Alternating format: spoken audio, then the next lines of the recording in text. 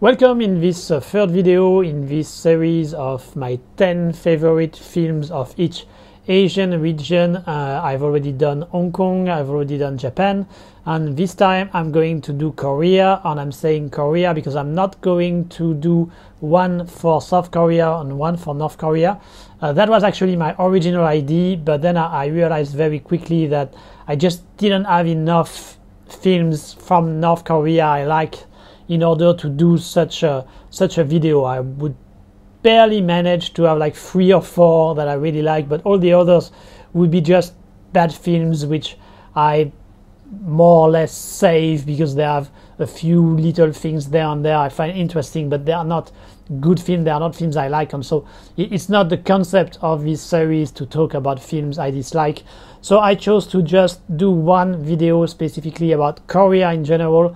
But let's be honest, it's going to be mostly about South Korea. I just included one North Korean film, and all the others, 9 others, will be about South Korea. For those of you who haven't checked the previous video, just a few comments before I start the exercise.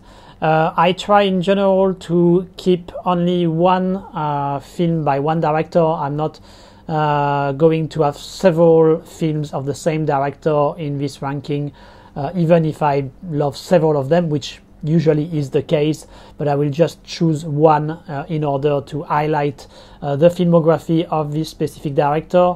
I also try to keep some kind of variety when it comes to the genre, when it comes to the time period as well, not have everything from the early 2000s, for example.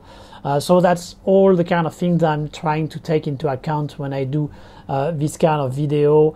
I also choose based on my preferences the time I shoot the video, meaning I could perfectly change my mind and put something else another day. I mean, it's not set in stone, basically.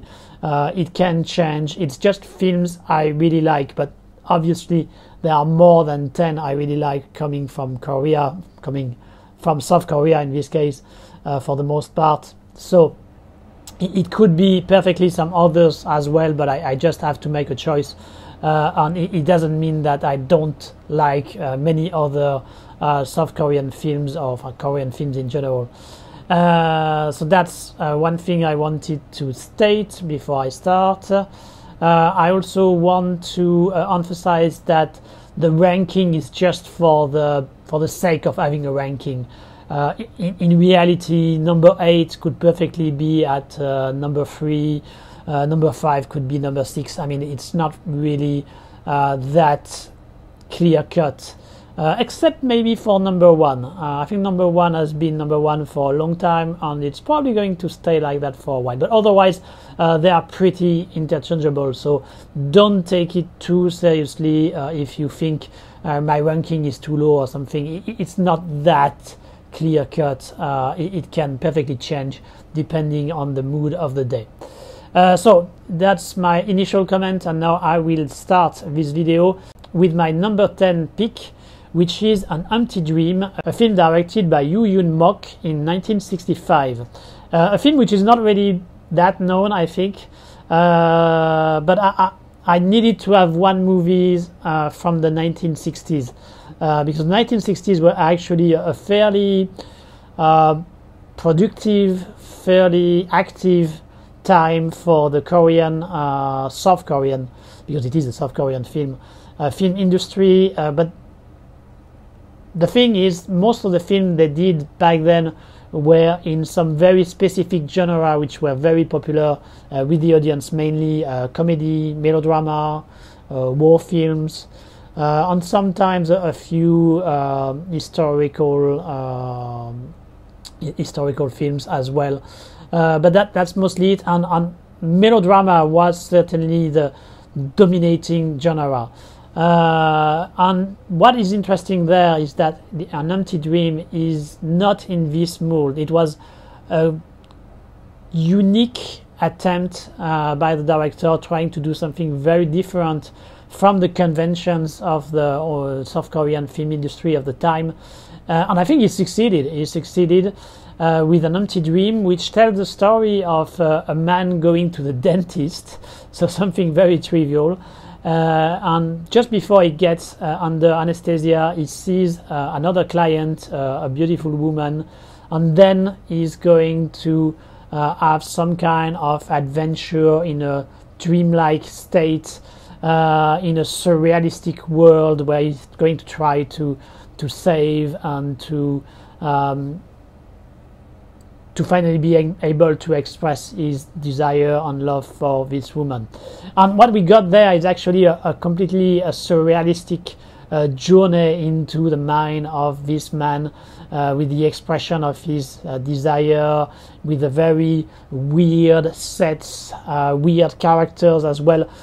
If you are familiar with this kind of films, it's a bit similar to something like Carnival of Souls or David Lynch, some of David Lynch's filmography. So this kind of very surreal, weird world, which is kind of has some elements of our world, but then made weirder.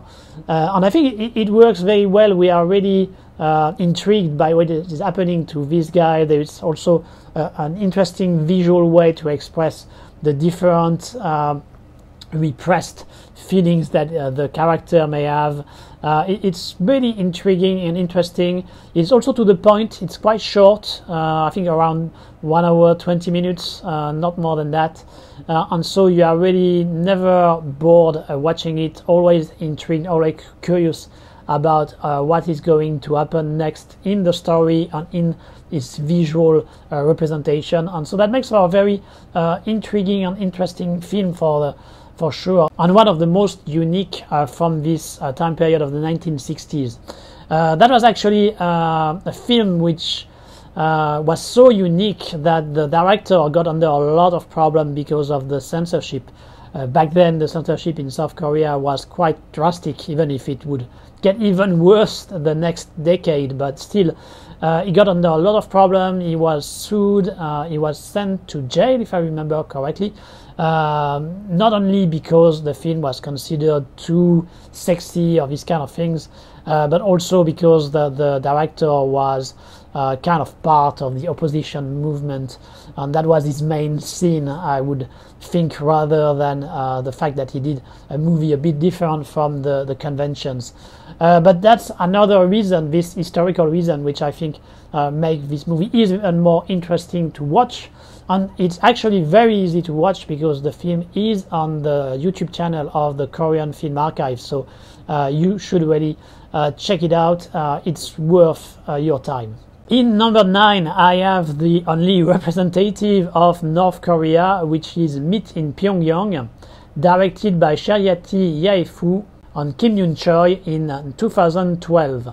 I already talked about the film actually in the video I did about North Korean cinema, and I'm kind of cheating in a way, I must admit, because it is obviously a co-production between China and North Korea, and for the most part you have to admit that it's more a Chinese film than a North Korean film, but still it's a co-production. North Korea is still involved in the making of the film, and North Korea is a prominent subject of the film, so I think I can put it in this top anyway.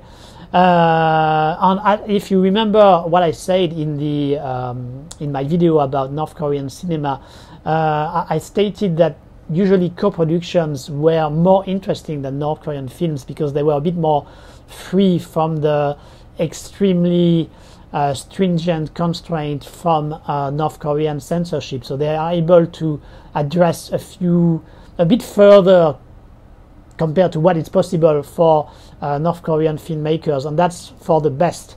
Another good point of this than co-production is that usually the technical teams come from the other country, and they come with their equipment as well, and they are for the most part of better quality than the North Korean ones, and so you have better films just from a technical standpoint. You have nice photography, you have some more interesting shots than usual, so it's really all benefits. And what I like in Meet in Pyongyang is that it is a story of meeting of two cultures, of bridging two cultures. So here you have a dancer, a Chinese dancer, who wants to improve in her dancing skills and who go to train in North Korea, trying to learn some traditional North Korean type of dance, and then she's going to open herself to this new approach, to this new culture, and she will also put an emphasis on what is more important, that is to express her feelings through the dance. And so that's really the core idea of this film, is to show that there are some exchanges which can be done, cultural exchanges between the two different countries and culture, and here it can express through the medium of dance, but it can take actually many different shapes. But it's here, what is nice is that it's done with an openness and with a will of not judging the other culture, but trying to understand and realizing that we are all human. We have some cultural differences, but we can learn from each other this way. And so it's a very positive moral there, which transcends the possible propaganda aspect of it, which are actually fairly minor. I think they are completely acceptable, much more than the usual propaganda dose you get in normal North Korean films. Here you have some references to the Chinese intervention during the Korean War, but it's fair game, because I mean it really happened, and there is nothing wrong about giving tribute to what those soldiers did. They certainly suffered, they certainly did some heroic things on their side, so there is nothing wrong with that, in my opinion, and it's quite subdued anyway, so there is no problem there. There is no huge dose of nationalism from either side of the co-production, so all good in my opinion on that, and that's a very good thing, and it's not something very often the case with North Korean production. Another aspect I actually like the film for is that you may be surprised by what I'm going to say, but anyway, I'm going to say it because I think it. I think Pyongyang is actually a very cinematographic city. I think it's a very interesting city, which has some great landscapes. It's very interesting to visit and to see by yourself, but for reasons unknown of me, North Korean filmmakers seems to be unable to put their city in a good light. It's always shot in a very dull way.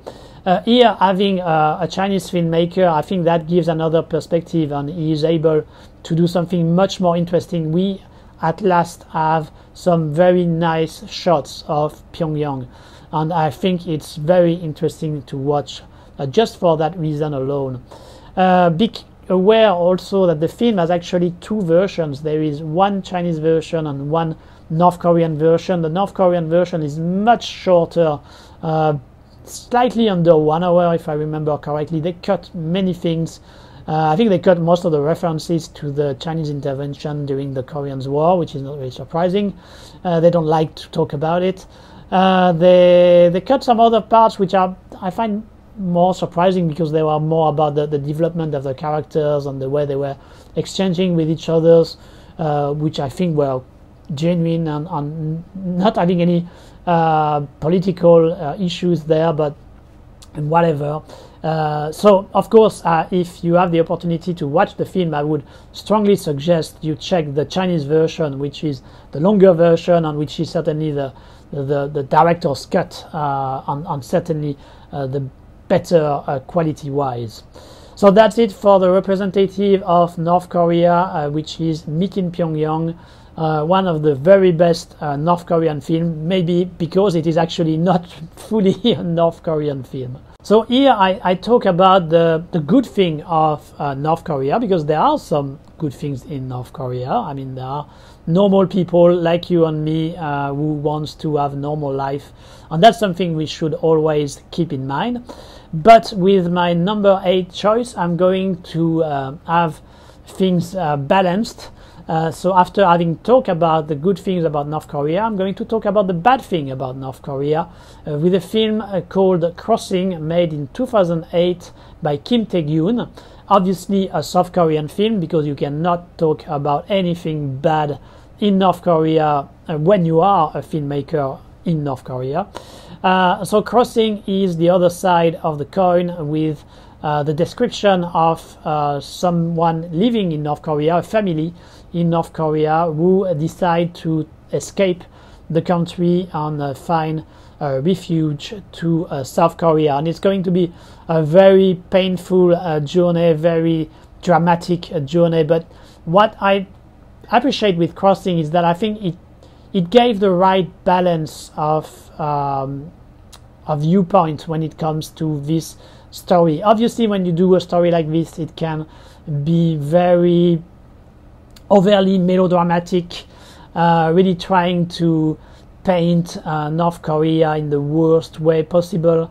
And I think Crossing found the right balance there. Of course, first, when we are in North Korea, I thought the description it gave of the country was pretty realistic. It didn't try to make it worse or to make it better. I think it gave the accurate description of North Korea in normal time, with a normal life of normal people. And that's already something which I find positive. At the same time, of course, it doesn't shy away from the very difficult political climate you are when you are living there, with authority always on your back, with many things made for you in order to have to show your loyalty to the regime, and all these things are there, and I think it gives a good explanation why you would want to go away from such a life, why you can't find any hope on the very long term of it. And so you want, for your family, for your children, you want to be able to give them something better. And so that makes the choice of leaving fairly easy to understand. But then you realize also that it's not a piece of cake to escape, not just going out from the country, but even reaching South Korea, because in this case they have to pass through China, and Chinese authorities are not necessarily that helping those refugees, quite the opposite. So it's a very tough journey in China. And then you realize that even South Korea is actually not that willing to take refugees, because while in the 60s, while in the 70s, they were ready to have a red carpet for refugees from the north, because that was kind of the contest of which regime was the most legitimate, which regime was the best at that time, because there was a real question about it that was not clear. Now it's pretty much clear nowadays that South Korea is much better than North Korea, and there are quite a flow of refugees coming there, not like Syria or Ukraine right now, but still quite a few who are coming regularly in South Korea. And so now in South Korea, and for at least I would say 2 decades, the North Korean defectors are seen not in such a positive light. They are seen with suspicion. They are afraid that they are going to steal their jobs, basically not contribute to the prosperity of the country, quite the opposite. And so you see that also here in Crossing. So it's not trying to just paint the North black and put a heavenly image on the South. That's not the case here. I think it really has the right balance of things. And at the end of the day, you just follow this human being, which could be like you or me, and who just wants to have a better life, and you can emphasize, you can understand their feelings, and you really feel for them. And I think that's the achievement of the film. You really feel for the characters, and it gives you a fair assessment of what it is to live there and to escape from there. And so for this reason, I really advise you to have a look to both the film I just talked about, to see Crossing, to have an idea of the bad side of North Korea, and to watch as well Meet in Pyongyang, to see the good side of North Korea, because they both exist, and you have in a way to be aware of them, to have the right assessment, in my opinion, of what it is to be in North Korea. But that's it for North Korea. We are not really going to talk much about it anymore, and I'm going to move to number 7 in my favorite top 10 Korean films, which is Oasis by Lee Chan-dong. The first time I watched Oasis, actually, I was not that enthusiastic about it. I just had seen Peppermint Candy from Lee Chan-dong, and I didn't like it. So I was a bit worried about this one, how it would turn out. The story, for those of you who don't know, is basically a love story between two mental handicapped person, a male and a female, and that's pretty much it. So I was worried that it would be made just in order to capitalize on the suffering of the characters, and it would not really have real feelings. Basically, it would be a performance show for the actors, and just kind of the worst you can imagine of festival films. But I was wrong. I was completely wrong. Actually, the film is a great film on many levels, on the two main levels, and that's, for me, that's kind of the criteria for me to consider if a movie is really a top film. It's if it managed to reach your brain, it's if it managed to make you think about stuff, and if it managed to touch you emotionally speaking. And Oasis managed to achieve those two aspects. The part where it makes you think, it's obviously about mental handicap. You realize to which extent society, our society here, of course, South Korean society, but that applies for, I think, all society all over the world, are not really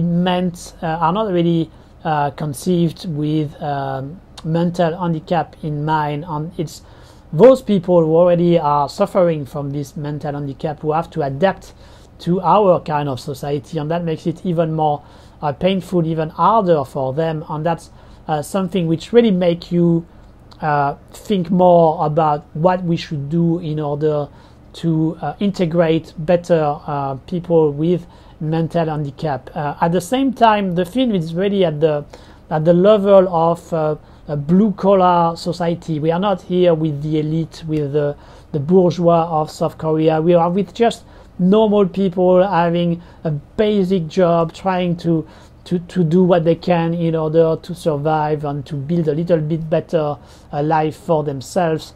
So it's a South Korea which is quite grey compared to other films which depict a more triumphant South Korean society. But it feels very real, and it makes you be able to understand better what is happening there, I think, compared to some films which are just very rosy about the image they give of South Korea. And so for these reasons alone, I think Oasis is a very good film in the first place, but at the same time it's also a very touching love story. We really understand the feelings which are shown by the characters, even if the beginning of the love story is a bit dubious. You wonder if it's not a toxic love story, but actually not really. It's actually very pure to an incredible extent in a way, and it's very, very touching to see. The performances by both actors are incredible. They are really amazing. The way they are able to both make some credible mental handicapped people, and at the same time able to express the emotions of the characters. That's really super impressive, and it certainly works because you really feel their feelings, and you feel it in you as well. And so that's super impressive, super good. And as I said, those two facets are very successful in the film, and that's the proof that Oasis is a great film on every levels possible. Since then, actually, I've watched a few more Lee Chan-dong, and I like them. So I guess my original viewing of Peppermint Candy may not have been in the best conditions, and I will try to give it another chance in the future. As far as you are concerned, if you haven't watched Oasis, you need to give it a chance as well. You need to watch it. It's really a superb film. At number 6, I've put The King and the Clown from Lee Jun-im, a film from 2005, one of the biggest success in South Korea of the year 2005. The King and the Clown, it's the story of a group of artists during one of the older dynasty of Korean history. I must confess, I don't remember which dynasty it was. But anyway, they are going from town to town doing some shows. And then they actually catch the eye of the king, and they become the artist, the buffoon of the king. And there is also a love story which starts between one member of the troupe, a male member, even if he's a bit effeminate, with the king, and of course that's going to create a lot of problems among the people at the court of the king, but also in the artist troupe. King and the Clown, another film I didn't necessarily expect much. I was thinking I was going to have a lot of lowbrow comedy and not much when it comes to reflection about the time, about different issues when it comes to power, when it comes to art. But actually, once again, I was wrong. And that's a good thing when I'm wrong like this. And the movie, while it has a comedic aspect, and there is indeed some comedy in it, it's not that lowbrow and it's not that present. And in a way, like Oasis, it's a film which managed to touch you in both your brain and your heart. The brain, because there is indeed a real reflection, a real thinking, a real point of view about what it is to be an artist, your artist integrity in the face of power. Why you still, because even if you are doing comedy, comedy has quite often an element of parody, of irony to the current events. So when you are doing comedy, quite often you are also doing politics, and that's what this artist troupe, artist band do here in The King and the Clown. And of course that makes them in a way attractive to the king, but not so attractive with some of the people around the king, which they criticize. And so that bring the question of how do you deal with that? Do you compromise your artist integrity, or do you go full throttle when it comes to this kind of political comments and stuff? And so that's already something very interesting. But at the same time, there are some other interesting elements, meaning the love story here, which is not clearly stated if it is homosexual or bisexual relationship, but it's certainly out of the convention nowadays or at the time. And so that makes for an interesting take as well, especially because the love story is actually genuine, meaning there is some real feelings from the king for his clown, and there is also real feeling about the clown and another member of his artist band. And so that makes for a real emotional drama there, which is not artificial. It's not just for the sake of it. And then so you really feel the love between the characters. You feel that they really care for the other characters. But of course that also puts a question mark about how society can accept this kind of relationship. So a lot of very interesting issues there, surprisingly, in a film of this nature. And that's really a surprise, as I said, even if I should not have been surprised in a way. I guess if the film had enjoyed such a success back in 2005, there must have been some good reasons. And indeed, when I watched the film, I saw that there was some very good reasons, and it's a very interesting film, very quality film, which maybe the only drawback I could find is its photography, which is slightly dull.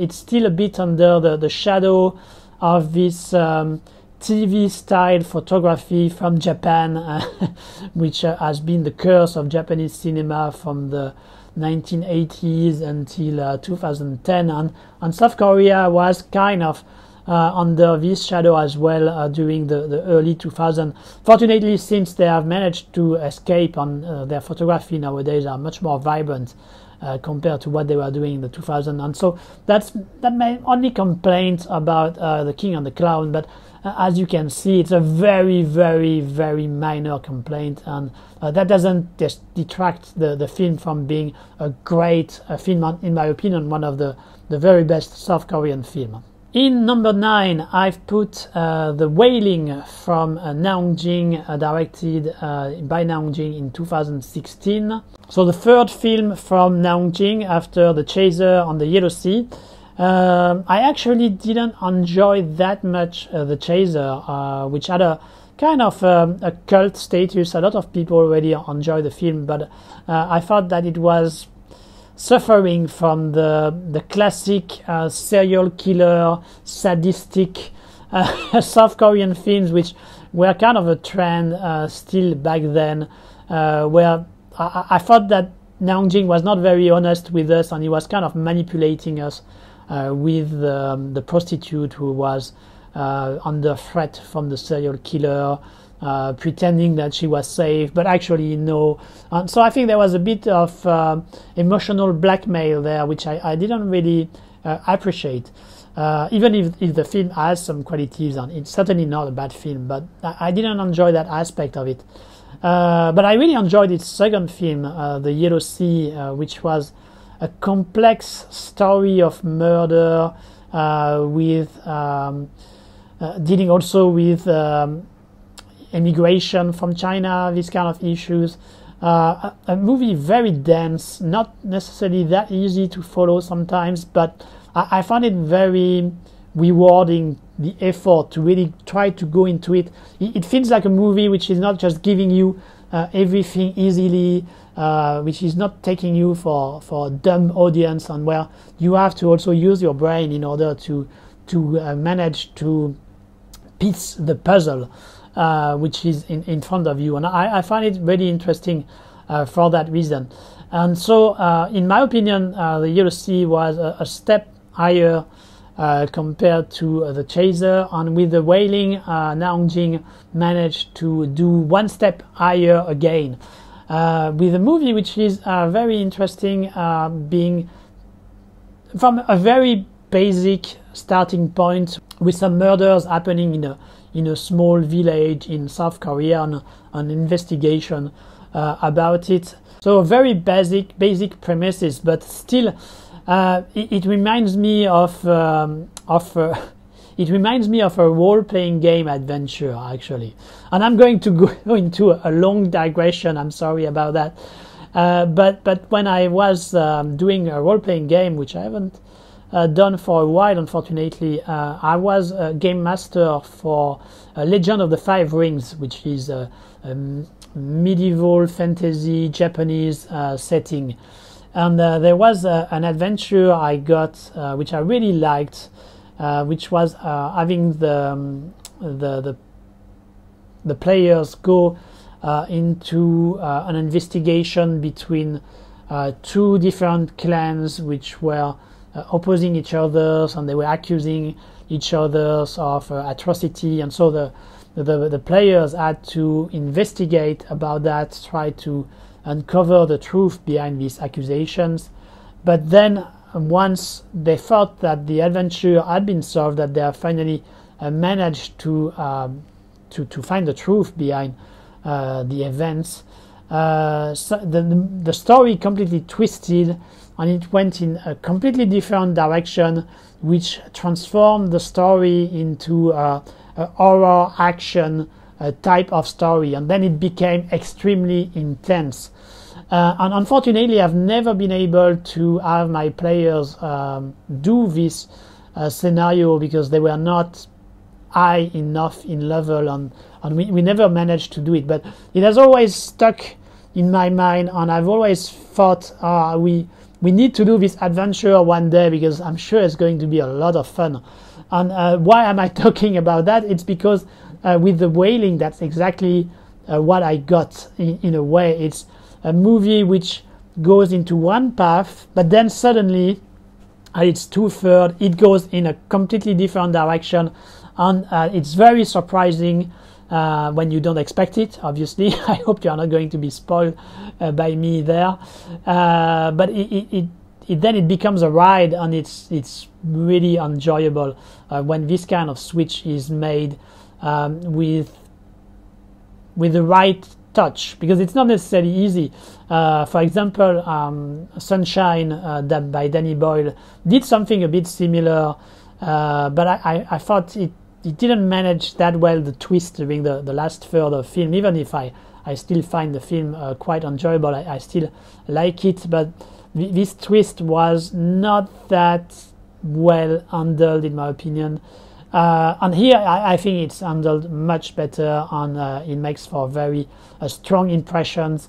There are some beautiful shots which will stay with you, a bit like Stanley Kubrick's The Shining with the twin sisters. This kind of a very strong horrific image. There are a few in The Wailing which are very sharp, and at the same time you also have some interesting concept about the image of the other.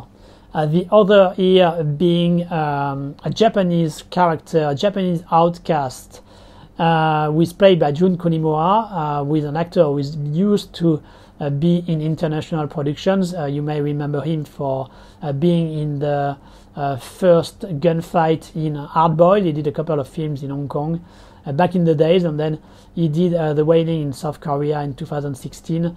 And of course, if you are aware of the history of South Korea, you know that South Korea has a very complicated history, to say the least, with Japan. And so of course here having a Japanese as the other brings a lot of question about South Korea society in general. And so it's very interesting, intellectually speaking, like to think about this issue, and I think Naung Jing did it on purpose. But at the same time, you also have a real horrific ride with a brilliant talent behind the camera when it comes to creating the right mood, finding the right framing. It's really makes for a very strong impression. And another thing I appreciate for in The Wailing is the fact that we have Kwak Do-won as one of the main actor in the film. Kwak Do-won, who is kind of the bad version of Song Kang-ho, I would say. So someone a little bit fat, but often playing everyday character, but quite often also playing the bad guys. And here is more he's playing a good guy, so it's a nice change, and he's a very good actor, I think, a talented actor, and so it's nice to see here doing something a bit different from the usual. And that was another good point to the benefit of The Wailing, in my opinion. But a film which is really make a strong impression on me, and I suspect it will make a strong impression on you as well. And we can hope that Naung Jing will keep going stronger and stronger with each new film. That's his third film, as I said. We haven't seen or heard from him for a while. It's been now 6 years since The Wailing, but I really hope he will come up very soon with another film, and it will be even better than The Wailing. Then in number 4, I have a movie by Park Chan-wook. So I wanted to have a movie by Park Chan-wook because he is obviously one of the best directors in South Korea.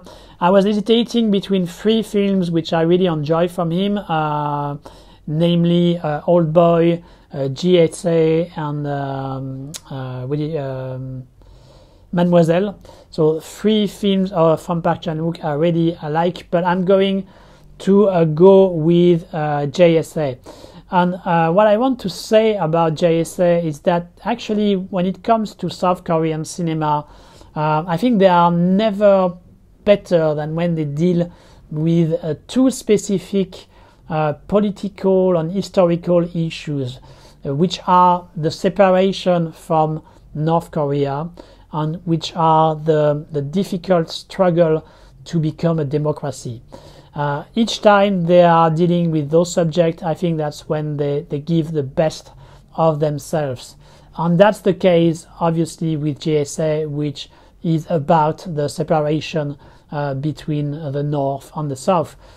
Here we have another investigation, made by a Swedish officer, if I remember correctly, about an incident which happened at the DMZ, so the demilitarized zone, the border between the North and the South.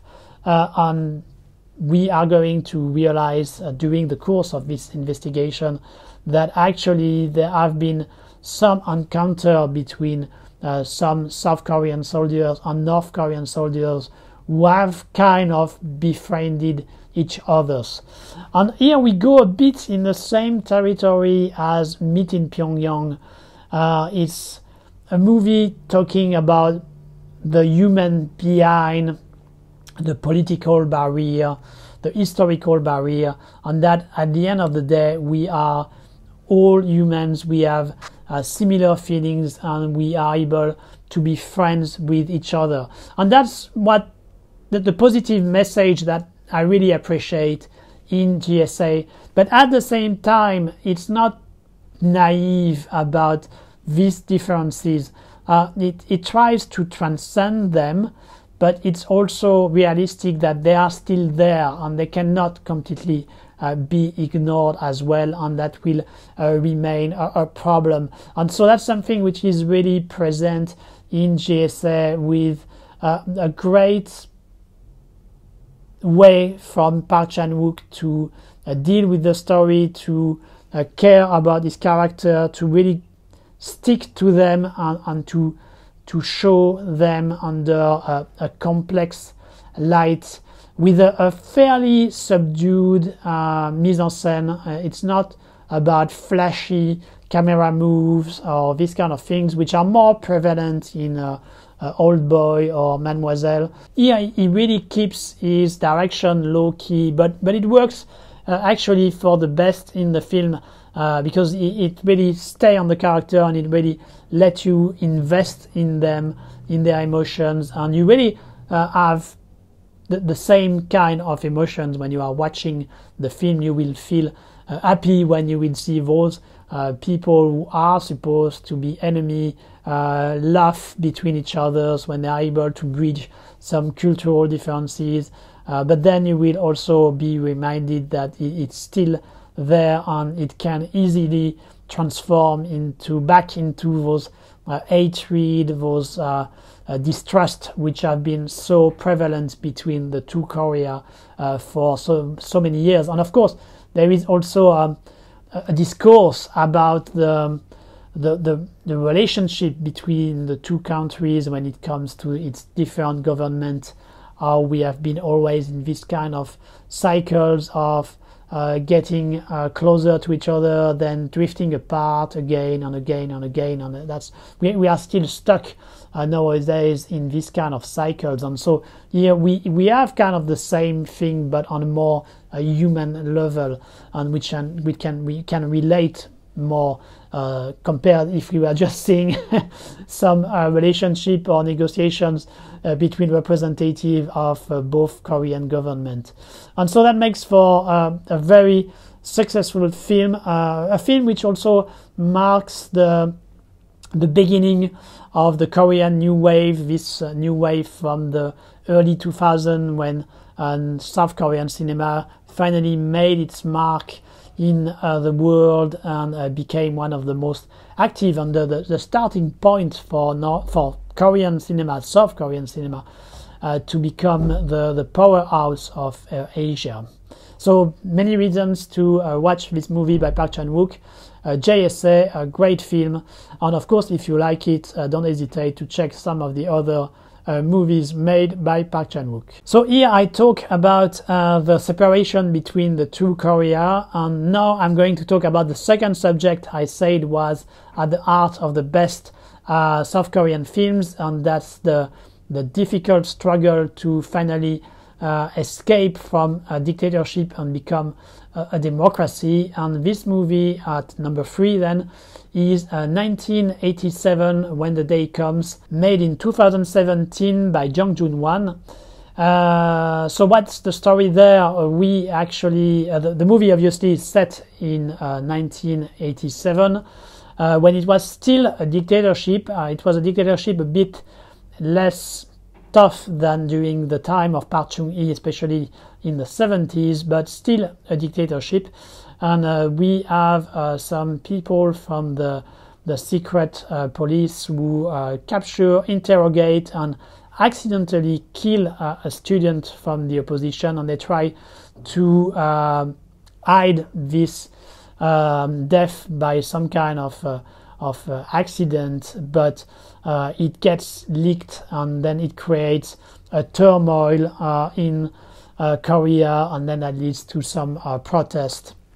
And basically, these are actually real events. It's really based on real events which happened in South Korea in 1987, and that's like the last big event which led to the end of the dictatorship, which put a final nail in the coffin of South Korean dictatorship and paved the way to South Korea democracy. And so it's a very important event, obviously. I will actually touch upon these subjects much further in the future. I'm preparing a series of videos on this subject, so I will have many opportunities to give a more complete view of its events. Suffice to say that here the director actually, of course, when he was young, he saw that with his own eyes, and I think that's what makes the difference here, is that he really put all his art in the film, and he find the right tone. Unfortunately, in the early 2000s, when South Korean cinema was starting to deal with this painful past, it's quite often chose to mix this dramatic aspect with a high level of comedy, and I find this comedy most often distracting toward the real subject matter and the dramatic elements. But that's not the case in this one. Of course, there are still a few elements of comedy, but they are just normal. They flow normally in the story, and it remains really focused on its real subject, which is the struggle of individual in order to create a better regime, to fight against this regime, and to create a better world, for a better state for South Korea. And it makes it through a lot of different characters. It's a bit like a disaster film where you have a lot of different characters that you follow at the same time, but it's done with real talent here. They are all well played by the different actors. They all represent obviously different facets of South Korean society at the time, but not in a very careful and tactful way. And it's just a movie which is very, very touching, because you really see here that it manages to make the best, in a way, out of this difficult time and situation. And that's something which relates to me even strongly, because I've been through the 2019 Hong Kong protest. I've seen them with my own eyes, and there are actually a lot of parallels which can be made between Hong Kong in 2019 and in some of the protests which happened in South Korea during the 1980s. And while with 1987, When the Day Comes, as it happened in reality, it created a better Korea on the long term. That's the opposite which happened in Hong Kong, and so that makes it even more touching and powerful for me. and even sadder in a way as well. But still, it's a great film, very strong, and I think very important in those days where you have so much disinformation, when you have a rise of dictatorship in power and in influence, that you need to keep in mind that there are still ways to fight against this kind of situation, and you should not lose hope to have things improve for the best. So for these many reasons, I think this movie is a major South Korean film, and that's why it is in my list at number 3. At number 2, I have actually a war movie called The Front Line, made in 2011 by Jung-hoon, a former scriptwriter.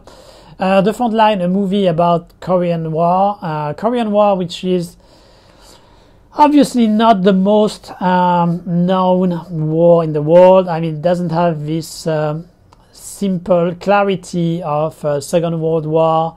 It doesn't have the cultural impact of Vietnam War. But still, it's a very interesting conflict to study and to learn about. What I find the most interesting is that as there have been different countries involved in the Korean War, you have a very different perspective about these events depending on who you look at. Of course, if you look at North Korean film, you will see a very specific vision of the war, which is actually wrong on many aspects, like the idea that it's actually South Korea who invaded the North, which is wrong, but which is still the official line in North Korea. Then you have Chinese film dealing with it, because China was involved at some point in the conflict and basically saved North Korea's ass. And you can see that recently through a movie like Battle at Lake Changjin, and in the same way as, in a way, while North Korea is living in its own fantasy world, China is a bit more realistic, it's a bit more real about this conflict, but they still have their own fantasy at a lower level compared to North Korea. But you have something similar here happening in the Battle of Lake Changjin in the first third of the film, when there is this myth that the US were going to invade China, so China had to come in order to prevent that.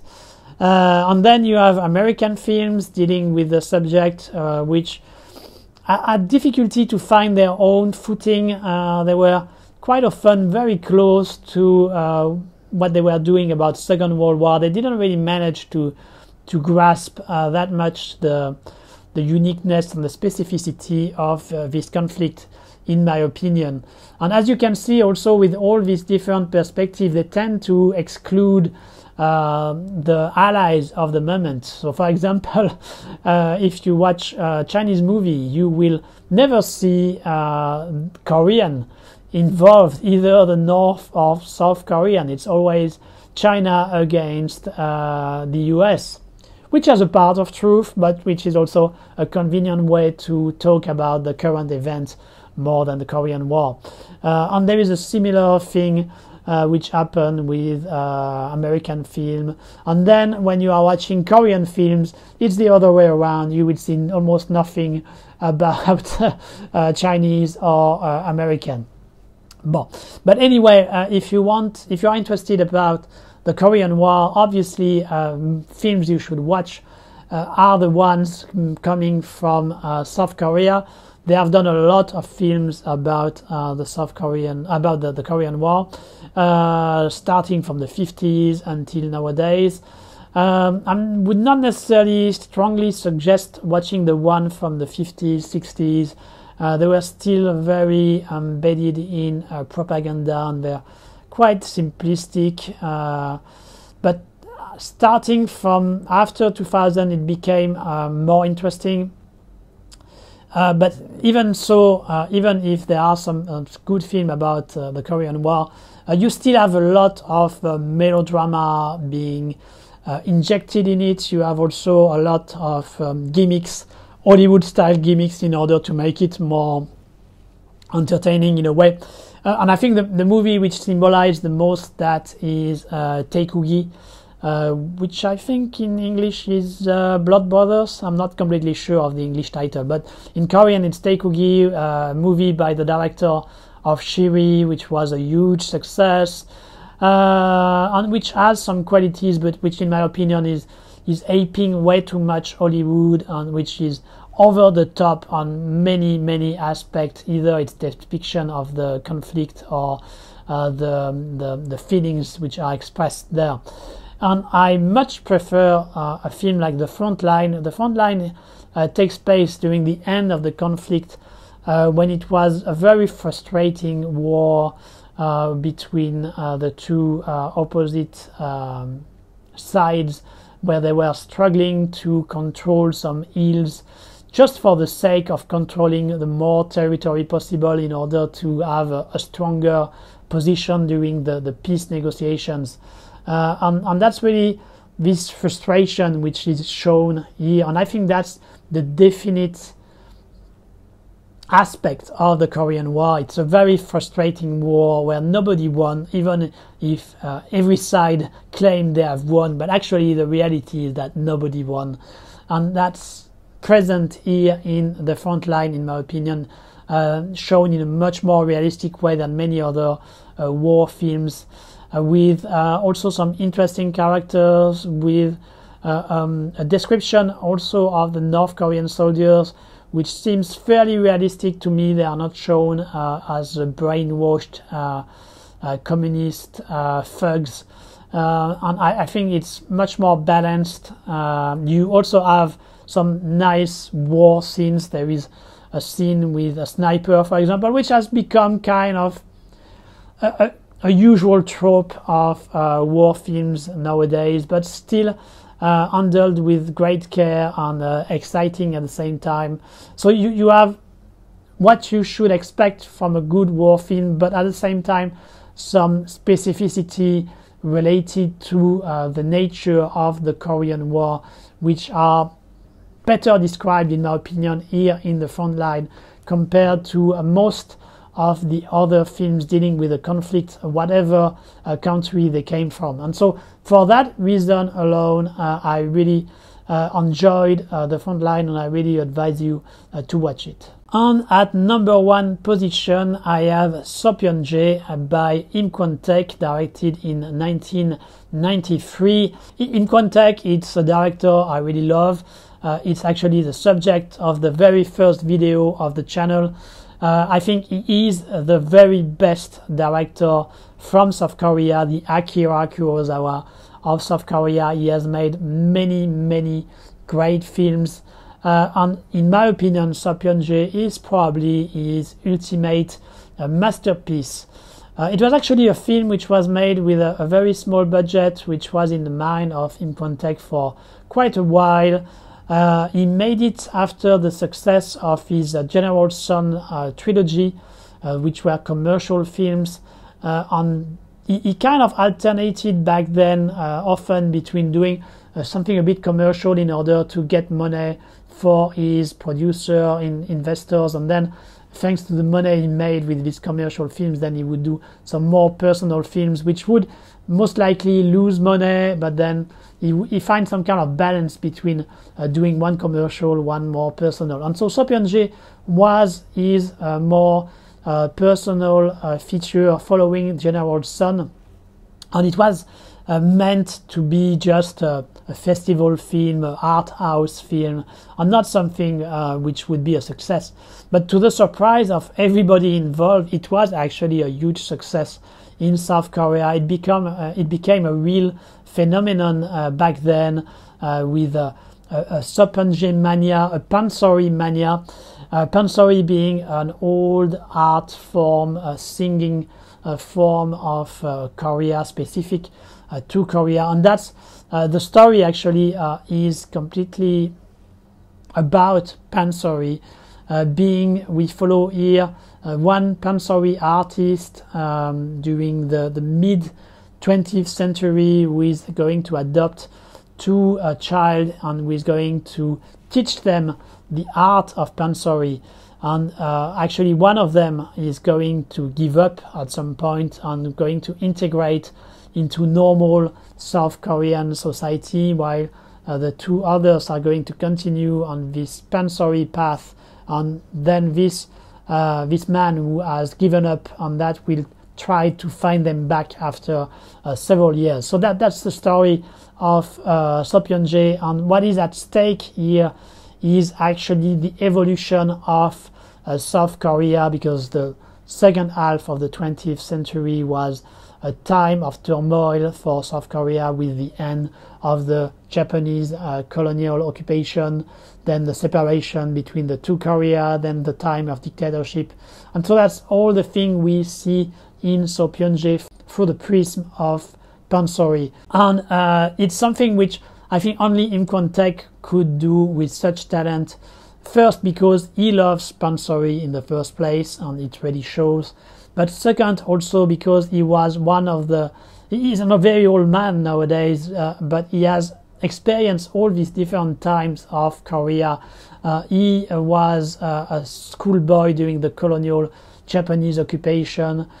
He knows firsthand about the separation between the two Korea, because his father supported the communist guerrilla in the 1950s. Then he collaborated in a way with the dictatorship doing propaganda material. So he knows very well all these evolutions and what it meant for normal South Korean people. And so he's really able to put it here. And he also put a question mark in a similar way, in a way, as the King of the Clown, about what it means to be an artist.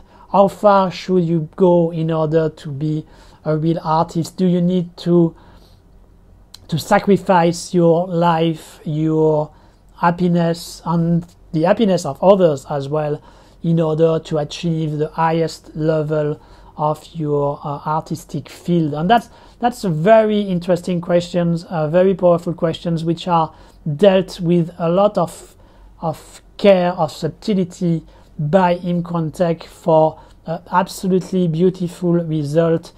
You will most likely fall in love with pansori after watching that. The music is insanely beautiful. It really carries all the tragedy that the film has. Just a few first notes, and you are already in this time of Korea, in this Koreanness. I mean, in these questions about what it is to be Korean, what it is to be an artist, and all these very interesting topics being dealt in with a lot of subtlety, as I said, by Im Kwon-taek.